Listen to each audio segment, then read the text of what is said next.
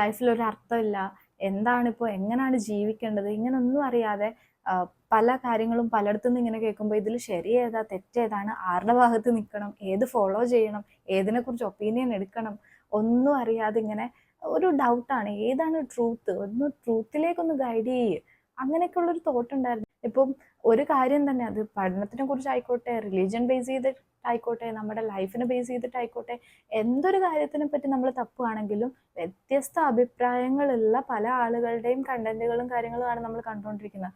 ഇതിൽ നിന്ന് നമുക്ക് റൈറ്റ് ഏതാ റോങ് ഏതാ നമുക്കേതാ വേണ്ടത് എന്ന് ചൂസ് ചെയ്യാൻ പലപ്പോഴും ബുദ്ധിമുട്ടാറുണ്ടല്ലേ. അതുപോലെ തന്നെ ഞാനും ഒരു പോയിന്റിൽ ഭയങ്കരമായിട്ട് ബുദ്ധിമുട്ടിയിട്ടുണ്ടായിരുന്നു. ഏതാണ് ഞാൻ, ഏതിനു വേണ്ടിയിട്ട് നിലകൊള്ളണം, എൻ്റെ നിലപാട് എന്താണ്, ഞാൻ ഏതിൽ ഉറച്ചു നിൽക്കണം എന്നൊക്കെ ഭയങ്കര കൺഫ്യൂസ്ഡ് ആയിട്ടിരിക്കുന്ന ഒരു സമയമുണ്ട്.